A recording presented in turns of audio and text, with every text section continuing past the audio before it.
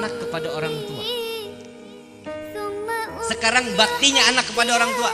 Ada nggak yang ngebalas orang tua seperti apa yang dilakukan saat mereka saat kecil? Tidak akan pernah ada. Nggak jarang anak yang menaruh orang tuanya di panti jompo. Ada orang tua yang dalam keadaan sakit dia panggil baby sister untuk ngurusin orang tuanya. Ada nggak? Padahal itu cara Allah Subhanahu wa taala ingin mengangkat derajat anak-anaknya, membalas saat bakti di mana orang tua mereka yang dalam keadaan sudah tidak mampu. Orang tua kita saat ngebersihin kotoran kita nggak pernah pakai masker. Pernah nggak pakai masker? Ibu pernah sadar deh, bapak pernah sadar. Nauzubillah min dzalik, kalau di akhir nanti mudah-mudahan kita punya anak-anak yang saleh-salehah. Kita sampai udah nggak bisa ngapa-ngapain di atas tempat tidur, udah buang air di tempat, pipis di tempat. Coba kita lihat anak-anak kita yang nggak jarang juga anak-anak pakai masker sama sarung tangan buat ngebersihin kotoran orang tuanya. Kira-kira yang begini anak durhaka apa anak soleh? Salah satu sahabat Nabi Muhammad SAW, Uwais Al-Qarni, bakti kepada orang tua, gak tanggung-tanggung. Orang tuanya buta, beliau pengen ketemu Nabi, gak punya kesempatan. Orang tuanya ngelarang, padahal beliau lahir zaman Nabi. Bisa dikatakan sahabat jika dia bertemu, tapi gak ada kesempatan buat ketemu dengan Rasulullah SAW. Saat beliau ingin mengadu kepada ibunya, ya Rasul, wahai ibu, aku ingin berjumpa dengan Nabi. Sebelum dia bicara, orang tuanya telah bicara duluan. Wahai Uwais, insya Allah aku ingin melaksanakan ibadah haji. Jika diberikan kemampuan oleh Allah, maka aku ingin tahun yang akan datang aku ingin melaksanakan haji. Baru mau ngomong, gak jadi Uwais Al-Qarni. Uwais Al-Qarni badannya kurus. Beliau kerja siang, sore, malam kerja. Untuk apa? Untuk hanya membeli seekor sapi. Seekor? Adik-adik didengar nih baik-baik. Beli seekor sapi. Uwais Al-Qarni dapat 1 ekor sapi, masih bayi, masih anak-anak. Tiap hari Uwais Al-Qarni saat mengembala, itu sapi digendong. Sapinya digendong sama Uwais. Naik ke atas bukit, turun ke atas bukit, sampai Uwais Al-Qarni badannya tegap, kekar, bagus. Ternyata dia beli sapi ngegendong naik ke atas turun bukit bukan untuk apa-apa, melainkan dia belajar untuk menggendong orang tuanya dari negerinya sampai ke Mekah, sampai kembali lagi ke negerinya. Sallu ala Nabi Muhammad. Saat waktu itu tiba, sampai Uwais Al-Qarni dikatakan gila. Uwais Al-Qarni udah gila Uwais. Kenapa? Sapi digendong bukan orang tuanya. Tapi saat haji, orang tuanya berada di dalam kendaraan pundak dari seorang anak. Beliau nggak tega ninggalin orang tuanya, nggak mau orang tua dalam keadaan susah, nggak mau. Sampai Nabi SAW menyerukan kepada Sayyidina Ali dan Sayyidina Umar, akan datang setelah wafatku 1 rombongan yang di dalamnya terdapat yang bernama Uwais Al-Qarni. Siapa dia ya Rasulullah? Dia seorang anak muda yang terkenal di langitnya Allah, yang disebut-sebut oleh para malaikatnya Allah. Beliau tidak masyhur di bumi, tapi beliau masyhur di akhirat. Beliau masyhur di arasnya Allah. Malaikat nggak ada henti-hentinya membicarakan Uwais Al-Qarni. Bukan orang yang pandai beribadah ribuan rakaat, bukan. Bukan orang yang hafal Al-Quran, bukan. Tapi beliau mendapatkan omongan dari para malaikat karena orang tersebut, Uwais Al-Qarni, baktinya kepada kedua orang tuanya.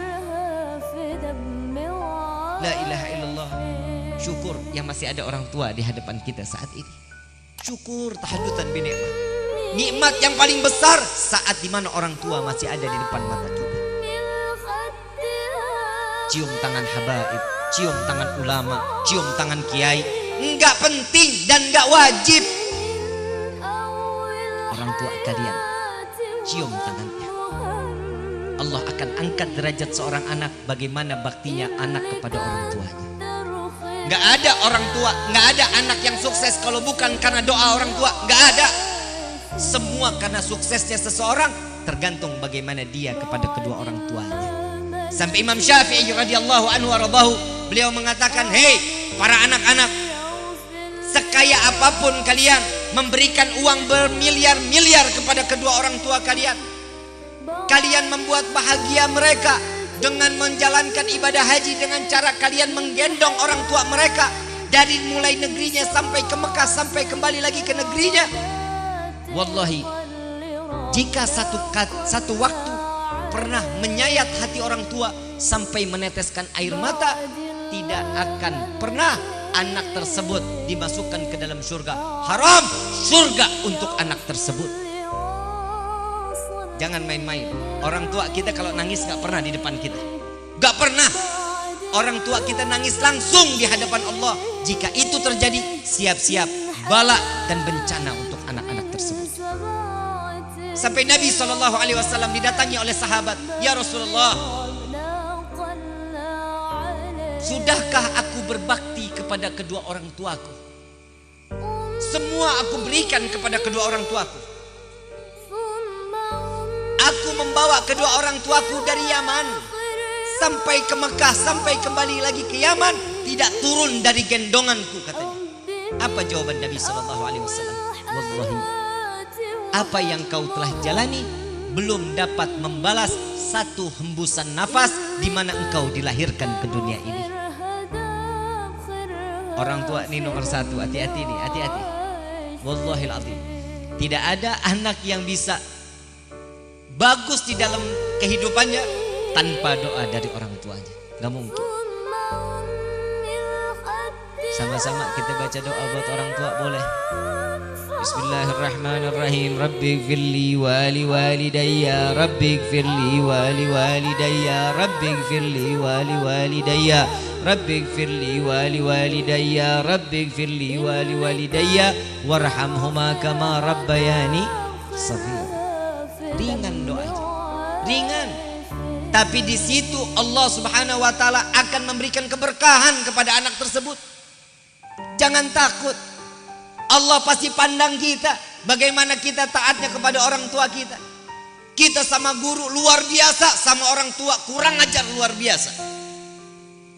Sekarang udah mulai banyak anak yang durhaka sama orang tuanya tuh, aduh bukan main lagi. Di Facebook banyaknya luar biasa yang caci maki orang tuanya sampai mengatakan, "Nyesel saya dilahirkan oleh seorang ibu dan bapak yang miskin." Banyak ada, itu aib. Nggak kebayang laknatnya Allah akan diberikan kepada dirinya. Hati-hati, jangan main-main dengan orang tua, jangan main-main. Ada saat ini cintai, sayangi, junjung tinggi, naik di atas kepalanya. Naikkan orang tua itu di atas kepala kita. Kalau cuman cium tangan sama habaib, kiai, ulama, itu cuman mengikuti sunnah kepada Nabi. Orang yang bersalaman kepada alim ulama sama seperti mereka bersalaman denganku, kata Nabi. Ambil sisi positif sunnah yang diberikan oleh Nabi Muhammad SAW. Tapi kepada orang tua wajib hukumnya. Kepada orang tua apa hukumnya? Nangis di hadapan Allah untuk orang tua. Selalu berdoa, "Ya Allah, bahagiakan kedua orang tua kami dunia wal akhirah." Minta kepada Allah, "Ya Allah, jadikan tangan kami yang selalu berbuat dosa ini untuk menggenggam tangan kedua orang tua kami sampai kami masuknya ke dalam surga."